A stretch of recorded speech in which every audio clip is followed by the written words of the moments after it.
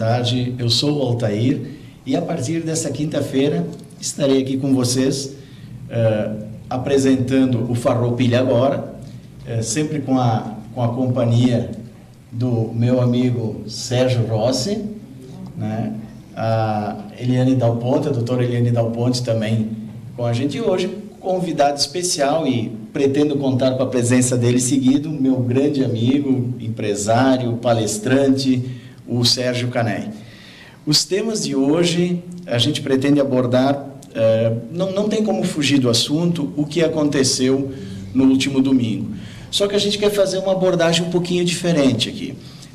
Não adianta mais tocar no que aconteceu, como aconteceu, a imprensa. Nós vamos justamente falar no papel que a imprensa teve, tanto na cobertura, o que a imprensa fez de positivo na cobertura, o que foi negativo. Então, começando, eu gostaria de saber a opinião do Sérgio sobre a tragédia de Santa Maria. Sérgio, o que tu achou das reportagens, o que tu viu na mídia a respeito, o que você acompanhou e como é que no teu ponto de vista você viu o que eles acertaram e o que erraram?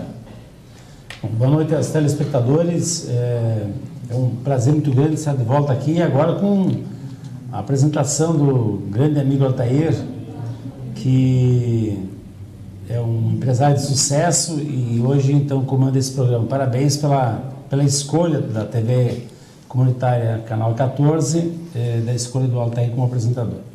A Eliane, sempre é um prazer estar contigo nesse programa, e o Sérgio Canei, meu grande amigo de diretoria do Cindy Lojas. Fizemos um trabalho muito bonito quando estávamos juntos na diretoria, e sempre um grande colaborador, sempre disposto a enfrentar as causas da comunidade, né, Canei? Então é um prazer muito grande estar com vocês. Bom, sobre o episódio de Santa Maria, eu quero dizer que a imprensa teve um papel fundamental de mostrar ao mundo que isso tudo poderia ter sido evitado. Então, isso foi muito importante, porque se não fosse feito esse trabalho pela imprensa, com certeza não teria a repercussão que teve, no sentido de melhorarmos as coisas que estão erradas, não só nas casas de diversão, mas em tantos outros locais, como ocorreu em Santa Maria. Houveram alguns exageros, sim. Os exageros que eu falo é no sentido de expor o programa, expor as imagens, expor a tragédia, de tal sorte que feriu muito as famílias envolvidas. Então, teve alguns órgãos de imprensa, teve uma pequena parcela da imprensa que cometeu exageros na informação ou na exposição de corpos ou de pessoas ou de situações. Isso, houve exageros. Mas a tragédia em si, a divulgação dela, ela teve que ser dessa forma, porque assim o mundo inteiro hoje, especialmente o Brasil, está revisando todas as licenças de todos os lugares onde reúne grande parcela de grande número de pessoas, lugares públicos, né? Então isso é um mal que pode ser evitado futuramente. Apenas eu acho que nós, enquanto imprensa, deveria ter sido um pouquinho mais comedida na exposição de alguns fatos que magoaram muitas famílias. O que eu percebi, principalmente na cobertura ao vivo do domingo, porque o domingo as grandes redes de TV ficaram praticamente o domingo todo batendo, iniciando assunto e, lógico, trazendo informações. Mas eu notei que chegou um ponto que já não tinham mais informação para dar, e começou comentaristas a falar algumas, vamos falar do jeito que a gente entende. Eu estava ouvindo algumas abobrinhas já sobre a coisa, e eu acho que tem a ver também com isso que o Sérgio falou. Qual é a tua opinião sobre isso, Sérgio Canei? Olha, eu acho que, pelo que pude ouvir aí durante essa semana, realmente o fato foi importante, foi dramático, eu acho que traumatiza todo mundo. A gente só não pode querer sair do 0 ao 1000, sabe? Assim, eu tenho medo que toda essa repercussão venha a boicotar praticamente tudo, ou a gente partir e ser muito rigoroso em algumas coisas. Que seria tipo uma caça às bruxas agora, né? Exatamente. Porque a gente, vamos aqui por Farroupilha, né? Tem algum salão ou algum lugar que comporte tipo mais de 500, 800 pessoas e que tem toda essa segurança, tem tudo isso que estão falando agora? Eu fico com essa dúvida. Eu não acredito muito. Tomara que eu esteja enganado. Eu também acho que praticamente nenhum estabelecimento vai atender a todas as especificações que vão passar a exigir. Claro, precisa ser dada uma olhada nisso, precisa se tomar ações que deem uma melhorada nisso, mas só cuidar com a medida e a proporção que vai se dar em termos de querer agora, do dia para a noite, regularizar tudo, vai ser bastante complicado. Eu vejo assim, né? E não vai ser com qualquer coisinha. Aí ontem, quando deu aquele problema lá no estádio do Grêmio, ele já toma uma proporção assim, tudo toma uma proporção muito grande a partir do momento de um incidente desses. Então, tem a sua importância, tem o seu efeito. Acho que a gente precisa melhorar as leis, tem que ver, mas eu me recordo que alguns anos atrás nós tínhamos um comandante do Corpo de Bombeiros que começou a tentar implementar aqui em Farroupilha a lei, a estrita lei e o cumprimento de tudo, e ele foi quase linchado da cidade, Convidado a ser transferido, porque os empresários, as empresas alegavam não ter condições técnicas de investimento para botar tudo 100%. A gente está falando de boates, mas em qualquer lugar público precisa ter medidas de segurança. Vai todo mundo respeitar, vai todo mundo olhar a lei, porque se o cara quiser botar isso na lei, ele vai ser quase linchado.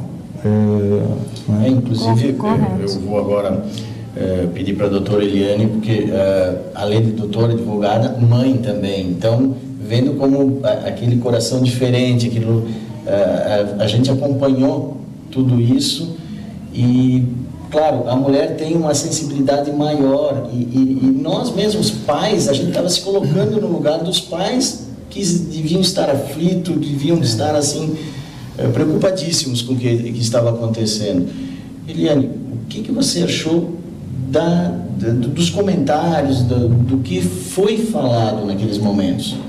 Boa tarde a todos os colegas de mesa. Sucesso, Altair, conte conosco sempre.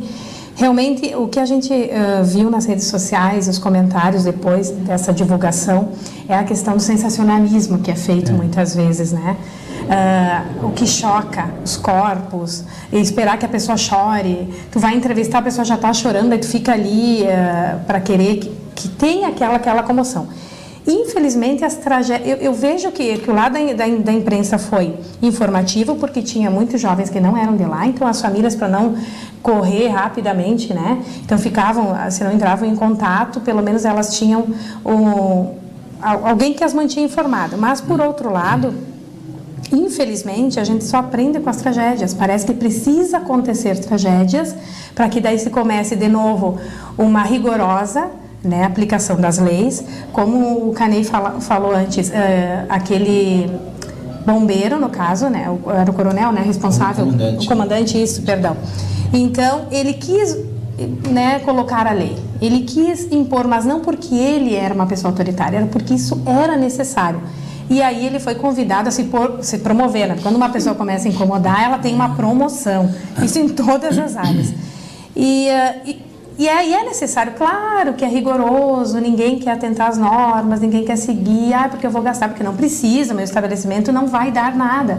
Mas mesmo comentando, não precisa ser só no caso da Boate Kiss. Qualquer local, tu falaste antes, Alberto, que nós formos, se der um incêndio e as saídas e não tiver, e pelo tumulto próprio, vai acontecer tragédias desse tipo. Não precisa em virtude porque era um labirinto, porque não deixaram sair num primeiro momento, não.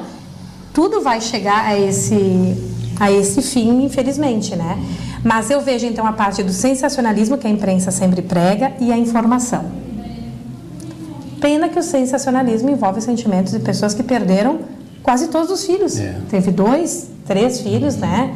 Famílias inteiras que ficaram desoladas, né? Mutiladas, eu diria o termo. Uma outra coisa que eu observei nos primeiros relatos e que a gente também, a ideia aqui é tentar enxergar o outro lado também. Então, aquilo dos seguranças, num primeiro momento, e veja bem, foi apenas num primeiro momento, porque eles não sabiam o que estava acontecendo. Então, assim, é uma boate de jovens. Bom, tirando a Eliane aqui, todos já foram jovens, né? Tudo bem, obrigada. Então, assim, somos jovens, boate de jovens, a gente sempre viveu isso. Então, de repente, os porteiros, começa uma turma a querer sair ao mesmo tempo. Vão sair sem pagar.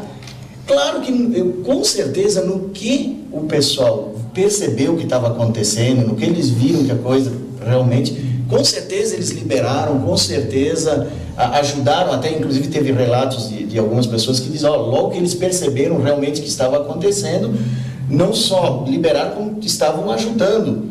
Né? Na realidade, eu não tive informação quantos funcionários, eu não sei se alguém de vocês tem essa informação, 2 funcionários, parece, da casa noturna, também... Né? Olha, inclusive que trabalhavam na porta, isso é a informação que a gente está tendo agora nesse momento. Morreram. Foram vitimados por isso, né? Então, essa ideia de ver o outro lado da coisa seria a mesma coisa que o próprio Cané estava explicando também. Agora, num primeiro momento, vai sobrar para todo mundo, inclusive para a gente do comércio, né, Sérgio? Com certeza. Eu acho que agora, isso aí, o que o Cané relatou também do Olímpico ontem, com certeza, se não tivesse acontecido isso, não teria a repercussão toda que teve. Não, com certeza. Então, eu acho que esse tipo de coisa, a gente tem que analisar. Aconteceu a tragédia, aconteceu. Uma coisa assim que me deixou, digamos, bastante chocado, que eu disse, estou vendo o outro lado. Um dos rapazes do grupo foi preso algemado. Eu acho que não há psicólogo no mundo que vai conseguir ajeitar a cabeça dessa rapaziada, principalmente desse. Então, eu acho que não cabia isso. Ele tinha que prestar depoimento, tinha que ser conduzido à delegacia, tinha. Mas eu acho que ali não está indo um marginal, não está indo alguém que... Eu queria ver por esse lado, Sérgio. O que você acha? É que nós temos que ter a clareza de que nós não estamos falando de um episódio qualquer. Nós estamos falando na segunda tragédia pior ocorrida na história do Brasil. Então, não é um episódio qualquer. É um episódio gravíssimo e que podia ter sido evitado. Então, cumprindo-se a lei, nem precisava ser tão no rigor da lei, mas se tivesse sido cumprido a lei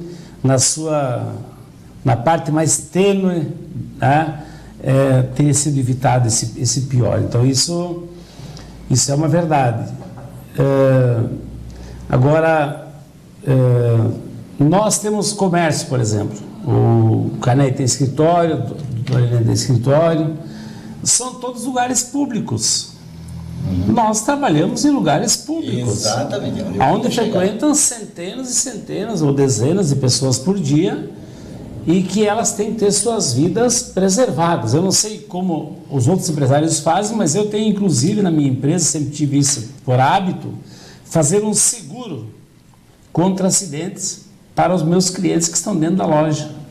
Eu tenho isso, é um seguro super barato.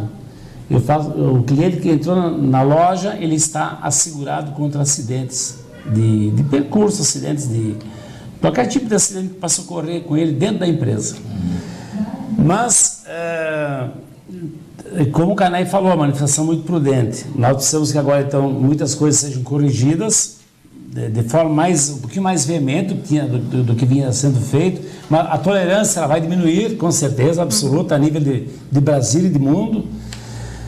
Mas o bom senso ele não pode ser sepultado junto com tudo isso. O bom senso ele deve continuar existindo. Nós não podemos inviabilizar, por exemplo, uma empresa de boas intenções, uma empresa de bons negócios, uma empresa que vai fazer bem para a comunidade, por causa do rigor, por exemplo. Né? Não podemos fazer isso. mas que realmente nós temos que ser um pouquinho mais responsáveis, mais firmes e estar mais próximo do cumprimento da lei no que ela realmente diz. Isso é verdade. Só a prudência que o Canay falou. A lei, sim, mas não de um minuto para o outro. Agora o rigor máximo dela em virtude desse acontecimento. Bom, vamos chamar um intervalinho aí dos nossos apoiadores culturais e novamente logo após a gente volta para continuarmos o bate-papo aqui. Tem um outro assunto muito interessante também que a gente escolheu a dedo, que é a tolerância zero. Vamos falar sobre isso também. Mas o Sérgio...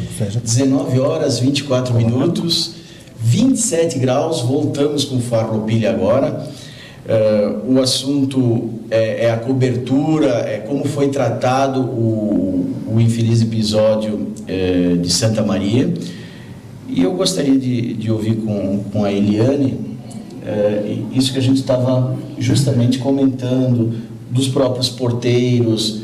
O que você achou desse outro lado, vendo a prisão algemado do rapaz da banda? Como é que você viu esses episódios todos ali? Como foi uma sequência de acontecimentos, agora vem aquela sequência de culpados, né? Então aí surge a questão, vão ser culpados? Quem dizia numa rede social, os barões vão ser culpados? Porque a gente sabe que quem realmente tem que ser culpado não vai ser, vão ser os outros.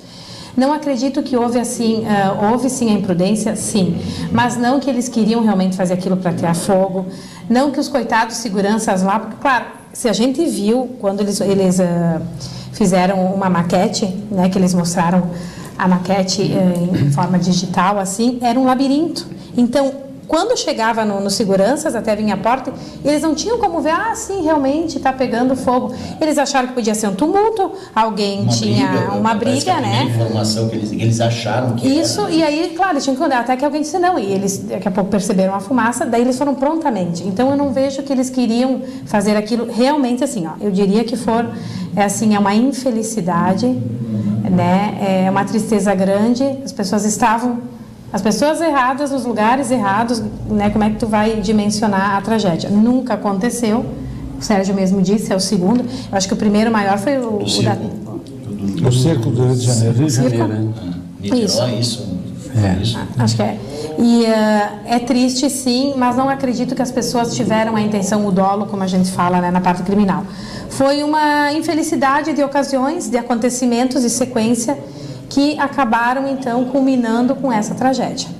Que nós passamos, de agora em diante, a aprender não só com as tragédias, que a gente aprenda com as prevenções, de não achar que a lei é rigorosa, a lei está aqui porque precisa, porque nós precisamos ser dirigidos em sociedade. Então, não com rigor, ou porque o pessoal está pegando no meu pé, que o Sérgio não é, que o Canay é, comigo não, Altair. Não, é assim, tem que ser para todos, sem dizer, sou amigo do fulano, então comigo não vai ter.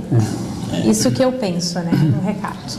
O Sérgio Canay, ele é palestrante, eu sei que ele já ministrou cursos em várias cidades, vários locais do Rio Grande do Sul, consultor do Sebrae.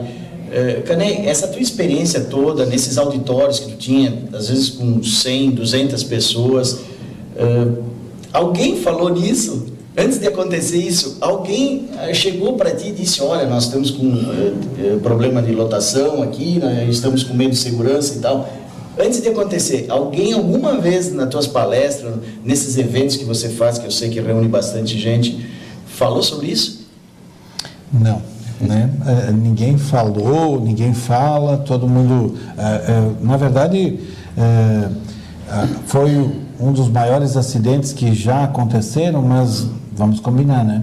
Estamos cada vez em mais gente, cada vez os aglomerados são maiores, cada vez as festas são muito grandes e, bom, vocês viram aí que depois do incidente cancela Planeta Atlântida, cancela um monte de eventos, porque você vai ter que fazer várias adaptações, cancela jogos em estádio de futebol, aglomerado de pessoas, né? aglomerou pessoas e os lugares não têm estrutura, não respeitam a tal da lei e tal, e vamos ver, nós vamos ter que, realmente isso vai mudar, vamos ter que ficar um pouco mais legais na coisa, nos organizar melhor, nos estruturar melhor, mas cada vez mais os lugares têm mais gente, mais público e sempre vai ser um grande transtorno essa coisa de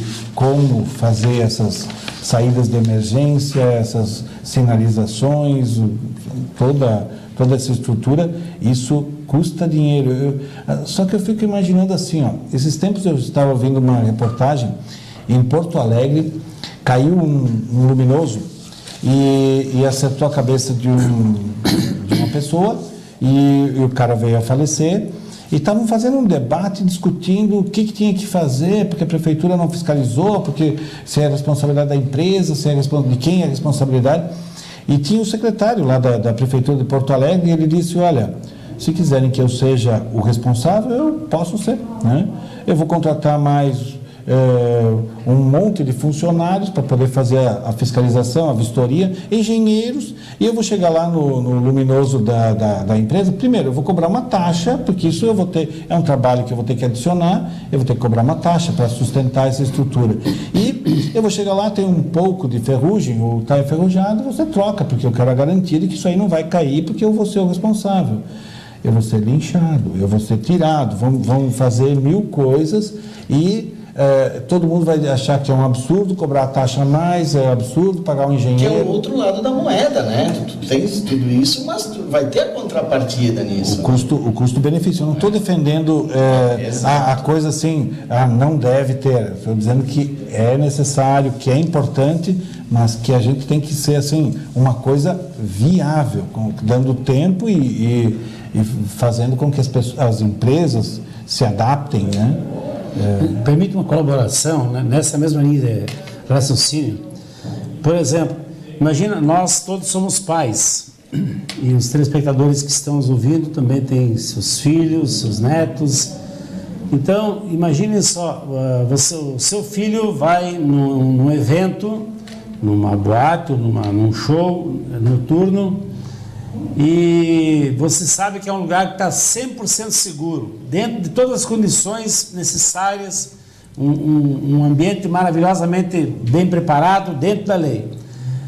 Se o ingresso custar 20, ou 25, ou 30, o pai, a mãe, não vai se preocupar tanto com isso. Ao menos desse momento em diante, nós vamos levar muito em conta isso. Infelizmente, desse momento em diante, né?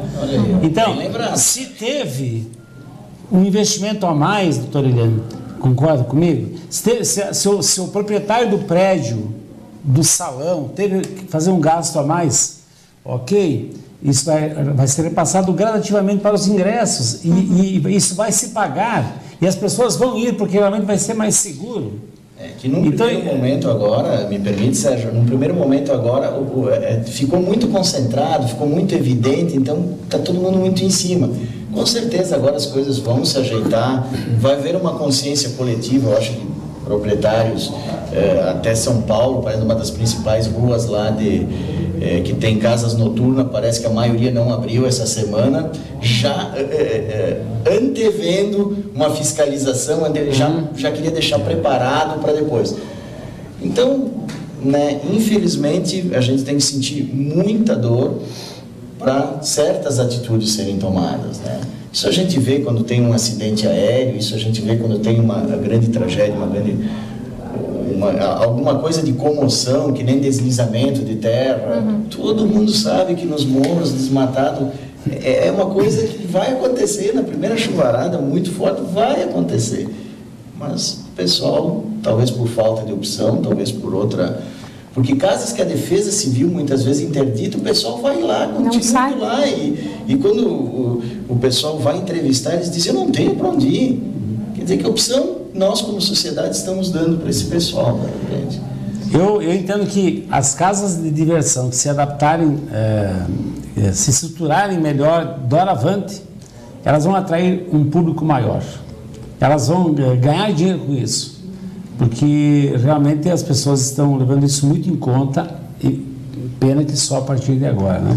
Mas eu ainda agrego só a questão do limite nas casas noturnas, dos participantes, do público. Certo. Além de fazer toda essa agregação de condutas, e vamos ter que ter uma infraestrutura diferente, nos ater às normas, o limite é a capacidade. Se é 500, então posso deixar entrar 1.500. Isso eles levantavam. Eu coloco para vocês o que vocês pensam na questão da limitação das pessoas. Olha, eu vou dar uma opinião com conhecimento de causa. Eu fui DJ quase 25 anos, eu trabalhei bastante na noite, eu era comerciante de dia, DJ de noite. E assim, gente, o pensamento é que nem nós lojistas. A gente gostaria de vender cada vez mais, a gente gostaria que entrasse cada vez mais gente dentro da nossa loja. Num show, numa boate, é a mesma coisa. Quem organizou teve muitas despesas. E veja bem, não estou querendo dizer que não tenha que se tomar todas as precauções e todos os cuidados. Mas há um investimento, há uma estrutura bastante grande por trás. Então, se a previsão é 800 a 1.000 pessoas, pode dar 400. Já aconteceu comigo várias vezes. E acontece também, daquele dia todo mundo querer ir naquele lugar. E a previsão é para 1.000 e chega a 2.000 pessoas. Já aconteceu comigo também, já tive em lugares assim de a gente ter que, tipo, meia-noite, 1h da madrugada, a gente teve que fechar as portas e não deixar entrar, porque simplesmente não cabia, não tinha como dançar, né? Então, esse é o problema. E eu não sei se o Sérgio concorda comigo, Sérgio, que parece, eu sempre brinco e digo, às vezes os clientes se encontram todos na esquina e chegam todos ao mesmo tempo. Então, de repente, naquela balada, todos os jovens resolveram ir naquela noite, naquele lugar. Porque a festa que ia bombar é aquela, né? Mas eu já vi lugares sérios dentro dessa atividade noturna que existem filas quilométricas. Eu já vi isso em Caxias, já vi em outros lugares, filas quilométricas esperando sair algumas pessoas que estão no evento para poder entrar mais pessoas. Vocês devem ter visto claro, isso já também. Inclusive isso valoriza o lugar. Valoriza o lugar. Por exemplo, pizzaria que tu não tem que ficar esperando, é porque não é tão boa de repente. Né? Mas assim, ó, eu também já vi, Sérgio, e já fiquei esperando e já entrei num lugar desse. E vou te dizer assim, ó, a capacidade era para 200, tinha 500 lá dentro e tem outros 200 aqui fora tentando entrar, eles só liberam conforme vai saindo gente. Então, quando fazem isso, a capacidade já está super estourada lá dentro. A gente já organizou muitos eventos aqui na cidade e tal, traz peça de teatro e tal, e daí, de repente, aquilo que o Altair falou, de repente dá uma super demanda. Aí você diz assim, gente, não tem mais cadeira. Eu fico do lado, eu sento no corredor, eu fico na beiradinha, eu vim até aqui, eu me programei para assistir, vocês não vão me proibir de entrar, vocês não sei o quê. Aí tu tolera 1, tu tolera 2, tu tolera 3. Não é nem na ganância de ganhar, é a questão assim, ó, há uma pressão. Eu já estive em Porto Alegre num jogo do Grêmio e ele tinha lá um esquema de que se tu comprava um ingresso, tu ganhava outro e tal, e lotou. E o Grêmio pedindo desculpas e não pode mais entrar no estádio, e o pessoal lá fora começou a derrubar, querer destruir alambrado, de querer quebrar grade, porque tinham direito, porque tinham os ingressos, porque tinham não sei o quê, e daí a coisa acontece ao contrário, você está pensando em limitar, e daí as pessoas dizem, não, mas tu distribuiu, tu divulgou e tu tem que honrar. Eu saí de Farroupilha, eu vim a Porto Alegre para assistir o jogo, eu quero entrar. E daí, o que se faz? Assim, tudo é bonito no papel. O problema é na hora de fazer acontecer. Tudo tem os seus meandros, né? E quando acontece uma tragédia, nunca acontece por uma coisa só. Coincidentemente, os extintores não funcionam, não tem porta de segurança, não sei o quê. É uma soma de coisas. Sempre, eu também.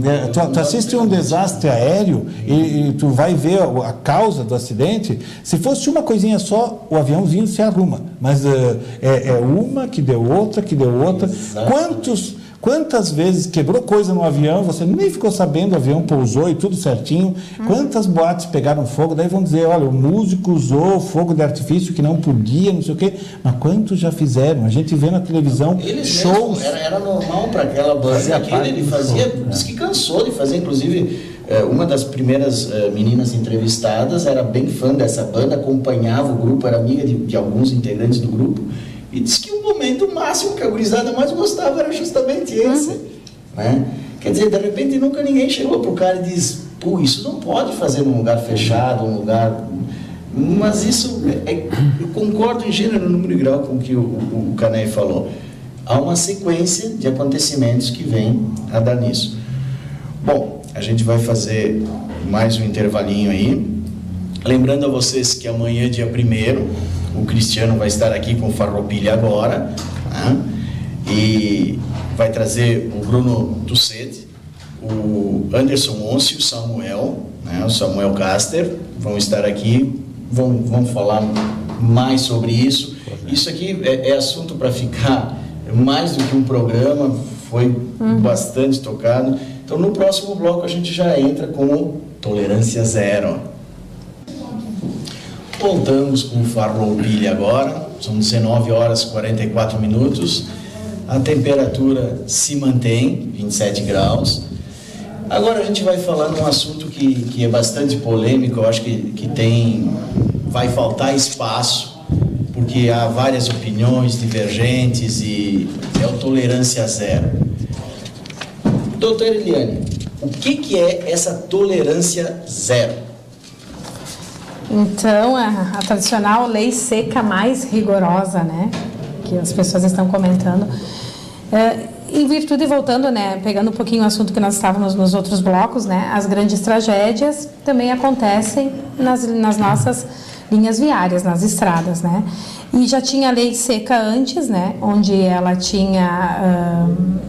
algumas previsões de punições e vendo que isto não melhorou, as tragédias, os acidentes, né, aconteceram cada vez mais, então eles resolveram então alterar o Código de Trânsito Brasileiro, reforçando e tornando mais rigorosas a punição, tanto a nível criminal quanto administrativa, que seria, né, a cassação e a aplicação de multas também dobraram. E uma coisa que eles fizeram, então essa lei 12760, que é de dezembro de 2012, dia 20, em que ela alterou os códigos, tornando mais rigorosa a questão da punição para a pessoa, né, com embriaguez no volante, ela veio porque em dezembro eles colocam, né? Porque começam as festas de final de ano, o período de férias, e aí é aquela movimentação maior das pessoas nas estradas, e com certeza depois de uma festa de final de ano, Natal, a embriaguez está, né? Mas me permite uma pergunta, então. Uma taça de vinho é embriaguez? Hoje, sim. E isto está no nosso no artigo que foi alterado, é o 276, que diz assim, ó: qualquer concentração de álcool por litro de sangue ou por litro de ar alveolar, que é no pulmão, sujeito o condutor às penalidades previstas no artigo 165. Qualquer. Isso está em vigor. Isso está em vigor desde o dia 20 de dezembro de 2012. Então, qualquer. Né? Então, por isso que ontem até nós tínhamos uma nossa confraternização na OAB, o pessoal, não vou poder... Esse copo aqui, um colega disse, né, de cerveja, eu já vou ser pego se eu sair daqui e tiver uma blitz. Vai. Né? Então, é a questão. A gente não aprende com as coisas num nível bom, tu aprende quando tem as tragédias e aí vem mais o rigor da lei, que é o que nós falávamos antes, e essa lei veio para tornar mais rigoroso. Mas não bastava aplicar a que já estava, a que já tinha anteriormente, porque tinha uma pequena tolerância que era 0,05, né, se não me falha a memória. Eu acho que com esse nível de álcool ninguém está embriagado. Mas eles entenderam, os legisladores, que como ao invés de diminuir com a lei seca desde, né, da anterior até a promulgação da nova, o aumento assim triplicou. Quer dizer, não existe mais o beber socialmente, então, gente. O beber socialmente, por uns minutinhos, não. Tem que esperar um pouquinho de sair. Quanto tempo uma pessoa toma uma taça de vinho ou um copo de cerveja? Quanto tempo ela tem que ficar esperando para poder dirigir o carro, por exemplo? Isso depende também de pessoa para pessoa, né? Isso, O organismo, claro. tudo vai incidir. Aí eu achei uma coisa importante, né? Nas nossas redes sociais, que é muito bom.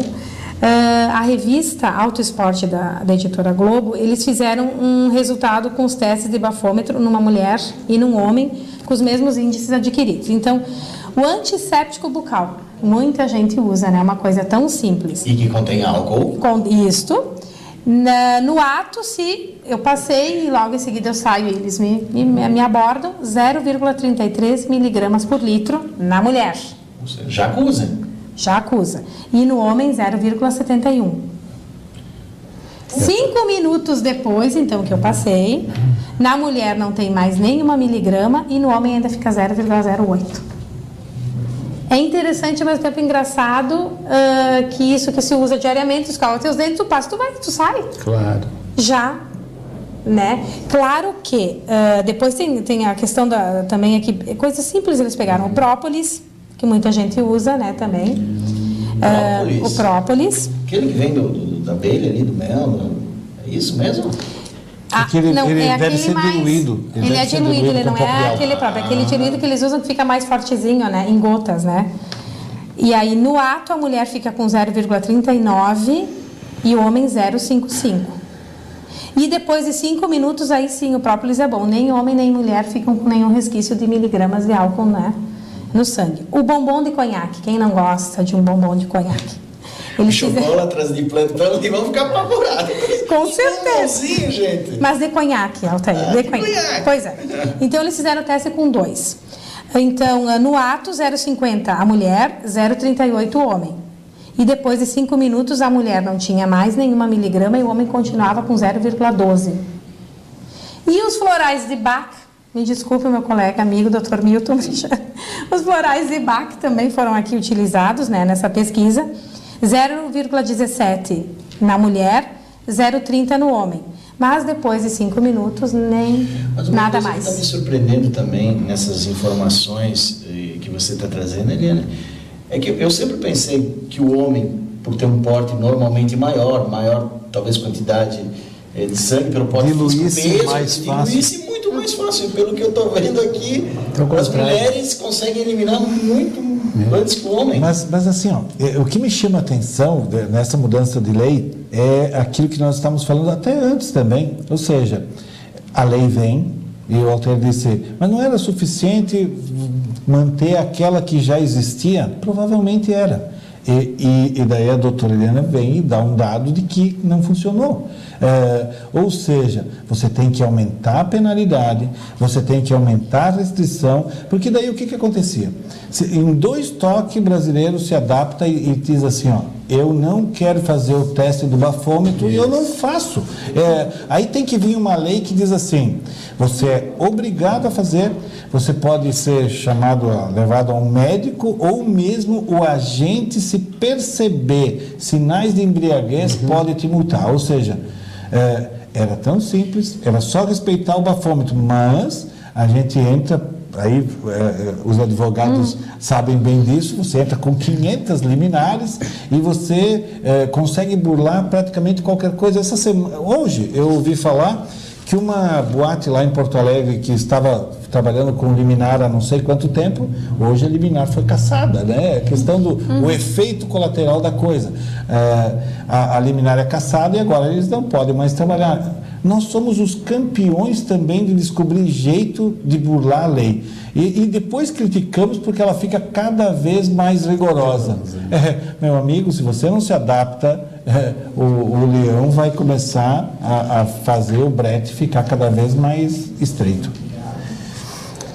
Eu tenho visto muitos grupos de amigos, há pouco tempo atrás, eles se reúnem em 4, 5, eles vão para uma diversão, vão para uma festa, vão para uma balada, e eles fazem um revezamento, é bem interessante, eles fazem um revezamento. Bom, hoje o João não vai beber, nós vamos aprontar hoje na festa. Mas um de nós... João não vai beber. É o João, o Antônio. Não, mas eu estou brincando aqui porque a gente teve uma ligação aqui do João do bar 1º de Maio e ele concorda, tolerância zero. Então justamente usou o exemplo do João. Legal. Por favor, de tolerância zero. Desculpa. Eu não sabia disso. Mas qualquer pessoa, o Sérgio, o Antônio, qualquer um. Então o jovem se organiza. E eles vão em 4, num automóvel, em 5, e um deles daí naquele dia não bebe. E isso é saudável. E eles até ficam tocando flauta um no outro, né? E até quem não bebe, é tão ruim de ver quem bebe, fica num outro estado de animosidade, num outro estado de festa, né? Mas é uma maneira de não colocar em risco a vida de ninguém e obedecer à lei. Se é zero, é zero. E tem também uma coisa muito interessante que vai aumentar agora, doutor, não sei se você concorda comigo, são as festas em casa. Na casa, uma vez na casa de um amigo, as antigas festinhas. Então, o supermercado vai começar a vender mais bebida. Aliás, esse é um dado que já foi amplamente divulgado no último final de ano. Os supermercados nunca venderam tanta bebida como neste ano. Mas eles falam assim que duplicou, triplicou, uma coisa assim espantosa. Mas por quê? Porque a gurizada, não só a gurizada, nós mais adultos também, nós fizemos a festa em casa e podemos exagerar um pouquinho numa champanhe, ou num vinho, ou numa cerveja, alguma coisa, mas estamos em casa. Então cresce a venda de bebidas nos supermercados para as pessoas levarem para casa. E lá, que bom, né, se todos os filhos fizessem isso, né? Os meus também, todos. Que fizessem uma festa com algum exagero, mas daí em casa. Aí tudo certo, né? Porque ninguém, como é que se diz, todo mundo tem direito de vez em quando exagerar um pouquinho, né? Sim. Mas aí voltar às festas caseiras e quase todos nós temos um espaço em casa para os filhos fazerem lá uma diversão, né? Inclusive a Flávia do Centro entrou em contato com a gente, ligou também, a gente já deixa o convite, pessoal, liguem para cá, telefonem, dê sua opinião, a gente está debatendo, é uma troca de ideias, é um contraponto aqui, né? E a gente quer mesmo que o pessoal de casa ligue, porque são assuntos sempre polêmicos, com visões diferentes. E a Flávia estava comentando justamente isso, que ela é a favor do rodízio, que foi o que tu tocou no assunto. O motorista da rodada, né? Obrigado. Então, bastante interessante. Aquele lá hoje não bebe nada. Então vem também o que o nosso amigo João do 1º de Maio falou, tolerância zero. Então o motorista não beba, né? E o Cuca me lembrou que em Porto Alegre tem o transporte balada, é um transporte público de graça, gratuito, que pega o pessoal nas baladas. Então olha aí, já estão se mobilizando, o pessoal já está fazendo algo um pouco diferente. Agora, a ideia das festinhas eu achei maravilhosa, Sérgio, porque nós vivemos muito a época das festinhas, era saudável, era bacana. Claro que incomodava alguns pais, era a casa onde fazia. Mas te garanto os que hoje vizinhos. Não, mas eu tinha uma tática, eu convidava os vizinhos, aí ficava todo mundo. A melhor tática do mundo é essa, convida o vizinho na festa. Tranquilo. Tranquilo. Que ele é mais incomodado, né? Exatamente. E ele vem, viu? Ele vem com bom gosto. Ele vem e participa, ele gosta. É bacana. E aí volta a ser aquelas coisas família, né? E nós queremos sempre os filhos perto de nós, né? Até para supervisionar, né? Ficar de olho. Aí também conta. Aí veja só, qual é o nosso alvo nessa conversa, né, Canei? O nosso alvo nessa conversa é simplesmente nós estamos pensando e trabalhando em cima do amor à vida, né? Olha, não tem família que não fica parcialmente destruída quando tem a ausência de um filho. Isso vai ser eternamente uma família mutilada, né? Mutilada. Claro, isso é. Então, gente, nós estamos falando de uma coisa que é gravíssima e nós estamos apontando caminhos, que bom, né? Maneiras de se obedecer à lei e preservar as vidas dos nossos filhos, dos filhos dos outros, né? Porque se o nosso filho beber ou dirigir embriagado, ele pode atingir o filho de um outro que não tinha nada a ver com o assunto. Exato, tem acontecido bastante, por sinal. Sim. Então, se nós colocar assim, amor à vida, amar mais a vida, cuidar mais da vida, já está 90% resolvido. Que vem naquele slogan também que a gente estava conversando, né, Eliane, na outra vez, do otimismo. Do otimismo. Amor tem que ser otimismo, amor, tudo casa. Bola para frente. Pensamento positivo, né? Pensamento positivo. As coisas vão melhorar. Isso. Então, a partir de hoje, vão melhorar, né? Se conscientizar, né? É só se conscientizar e começar a tomar um pouco mais de rumo na história, de se cuidar mais, de se prevenir mais. As empresas vão se prevenir mais, as boates também vão... e os bêbados também, né? Em função desse negócio da lei mais rigorosa, menos... bêbados no trânsito, porque também é um complicador e é fonte da maioria dos acidentes de trânsito, inclusive. Acho que é isso. Eu acho que esses debates, a nossa bancada, ela muitas vezes, em alguns outros programas, algum tem um ponto um pouquinho divergente do outro, mas eu acho que hoje, nos assuntos que a gente levou a uma concordância, né? Sempre para o lado do bem, sempre para o lado do amor ao próximo. Ninguém quer que seu filho seja vítima de um acidente sabendo que um outro estivesse alcoolizado.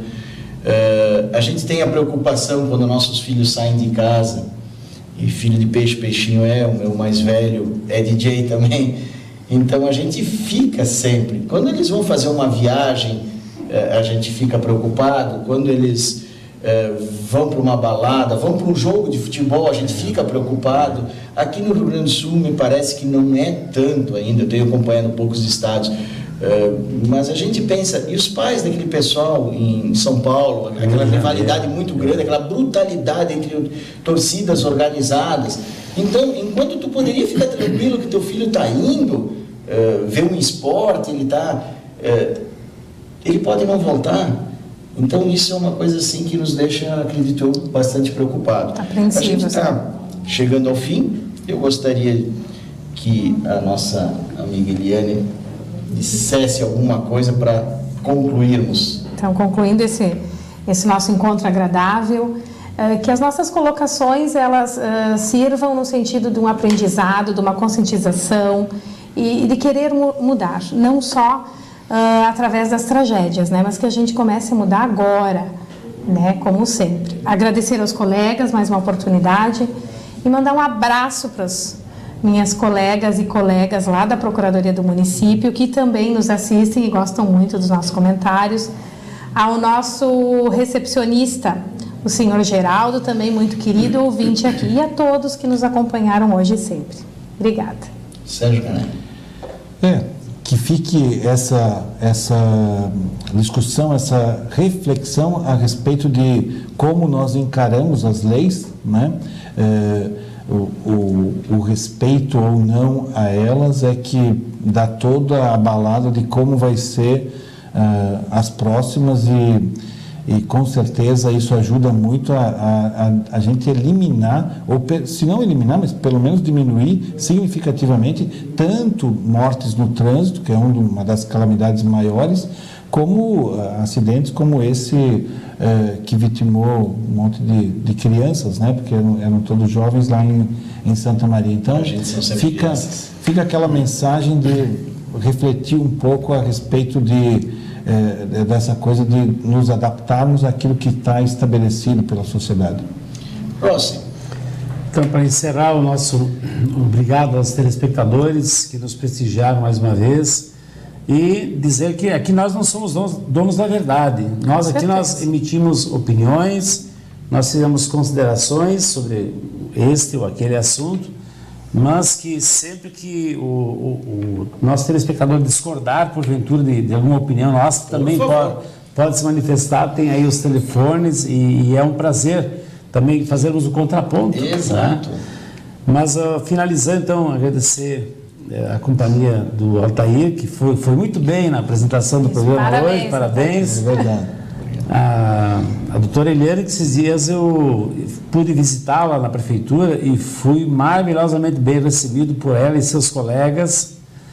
E eu, Caneck, estou com saudade de participar de uma diretoria com ele junto novamente, porque é uma pessoa de uma opinião muito forte, muito boa, opinião muito consistente. Então, isso faz bem a qualquer entidade, em qualquer reunião. Obrigado a todos, até a próxima. Estão quase chamando a gente. Eu me despeço, eu gostaria, em primeiro lugar, de agradecer meus colegas de bancada, sempre com opiniões bastante interessantes, opiniões sempre abertas, opiniões sinceras, e faço minhas as palavras do Sérgio. Estamos abertos, recebendo telefonemas, gostaríamos de saber a opinião, o que vocês acharam dos assuntos, do que a gente discutiu. Agradecer a audiência, agradecer por nos deixar entrar nos seus lares, né, e convidando para assistir o programa de amanhã com o Cristiano, né.